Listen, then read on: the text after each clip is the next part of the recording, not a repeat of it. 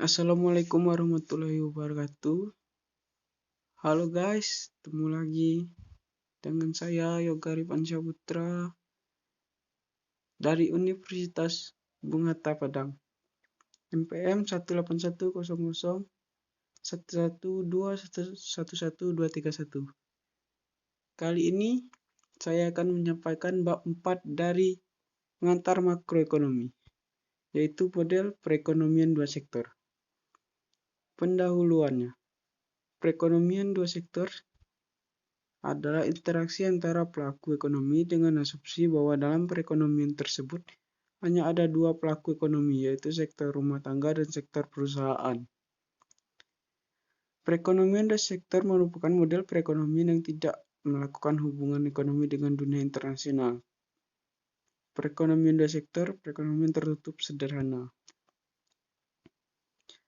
Disebut tertutup karena analisisnya tidak memasukkan perdagangan luar negeri dan disebut sederhana karena tidak memasukkan sektor pemerintah. Pendapatan sektor rumah tangga sama dengan pengeluaran konsumsi atau Y pendapatan, sama dengan C konsumsi.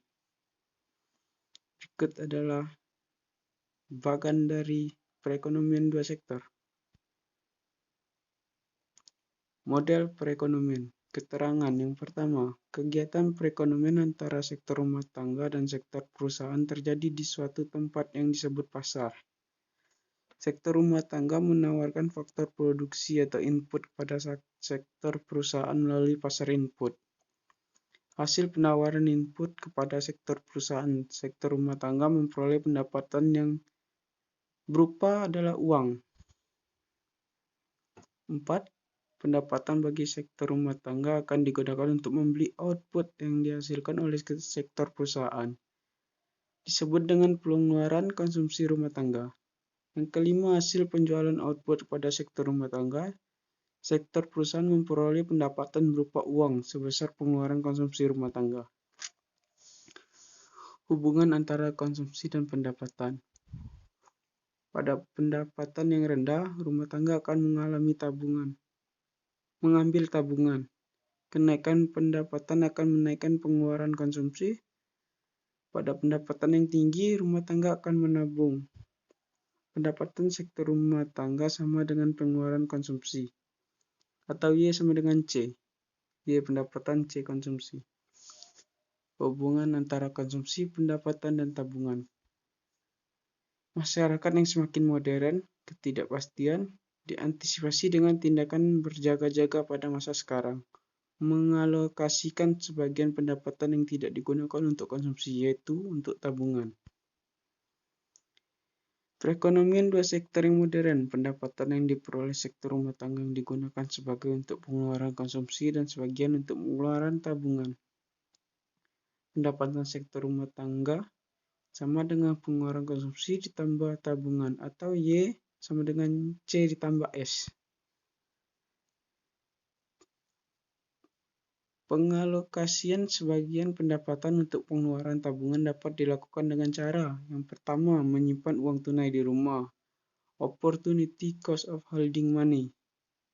Yang kedua, dengan lembaga keuangan. Dana yang disimpan di lembaga keuangan akan disalurkan kepada pelaku ekonomi, sektor perusahaan yang membutuhkan dana untuk kegiatan investasi. Bagian dari hubungan pendapatan, konsumsi, dan tabungan.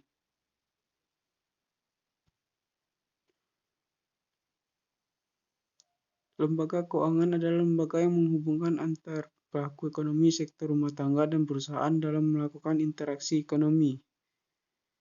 Sektor rumah tangga, kebutuhan sektor rumah tangga untuk mengalokasikan sebagian pendapatan untuk ditabung di lembaga keuangan. Sektor perusahaan membutuhkan dana dari lembaga keuangan untuk membiayai kegiatan investasi perusahaan. Kecondongan mengkonsumsi marginal propensity to consume adalah pembandingan antara pertambahan konsumsi delta C akan dilakukan dengan pertambahan pendapatan disponible delta Y. Rumusnya MPC sama dengan delta C dibagi delta Y. Kecondongan mengkonsumsi rata-rata. Average propensity to consume adalah perbandingan antara tingkat konsumsi C dengan tingkat pendapatan disponible ketika konsumsi tersebut dilakukan, YD. Rumus APC sama dengan C dibagi YD. Berikut adalah tabel kecondongan mengkonsumsi. Contoh MPC tetap. Contoh kedua, MPC makin kecil. Kecondongan menabung marginal, marginal propensity to save, adalah perbandingan antara pertambahan tabungan delta S dengan tambahan pendapatan disponible delta Y. Rumus MPS delta S bagi delta Y. Kecondongan menabung adalah perbandingan antara tingkat tabungan S dengan tingkat pendapatan disponible Y. Rumus APS sama dengan Y dibagi YD. Berikut tabel dari kecondongan menabung yang tadi, tabel MPS makin kecil, yang sekarang MPS makin besar. Hubungan APC MPS dan APC APS. Fungsi konsumsi dan tabungan. Konsumsi semua rumah tangga dalam perekonomian konsumsi agregat. Tabungan semua tangga dalam perekonomian tabungan agregat. Analisis hubungan antara konsumsi agregat dan tabungan agregat akan dijelaskan.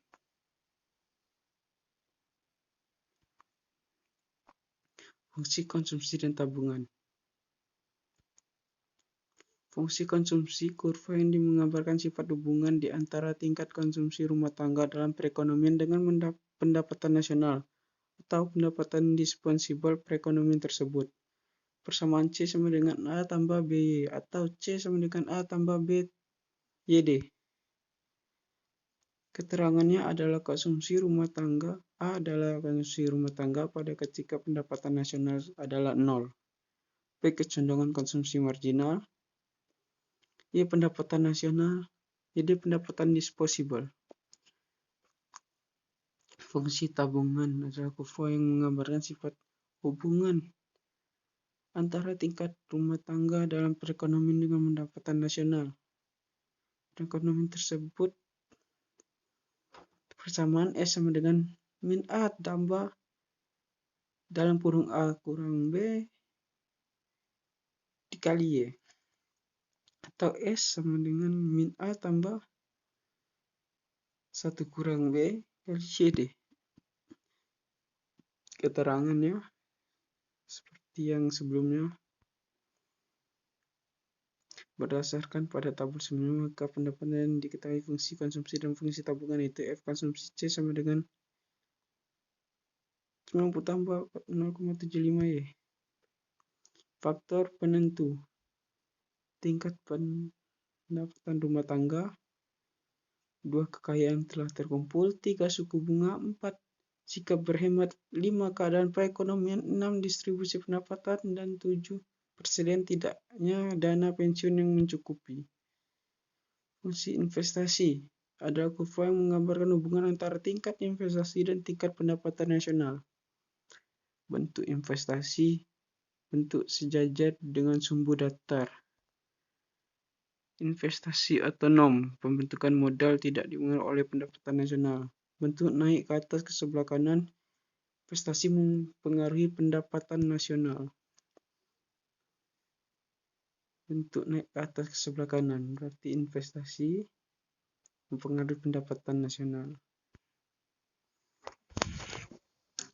Efisiensi investasi marginal adalah kurva yang menunjukkan hubungan antara tingkat pengembalian modal dan jumlah modal yang akan diinvestasikan. Tingkat pengembalian modal akan menguntungkan jika nilai sekarang lebih besar dari penanaman modal atau memiliki NPV positif. Faktor yang menentukan tingkat keuntungan yang diharapkan, suku bunga, kondisi ekonomi di masa depan, kemajuan teknologi, tingkat pendapatan nasional dan perubahan, terakhir keuntungan yang diperoleh perusahaan. Itu saja yang dapat saya sampaikan. Lebih dan kurang saya mohon maaf. Sampai jumpa untuk video-video selanjutnya. Saya tutup. Wassalamualaikum warahmatullahi wabarakatuh. Terima kasih.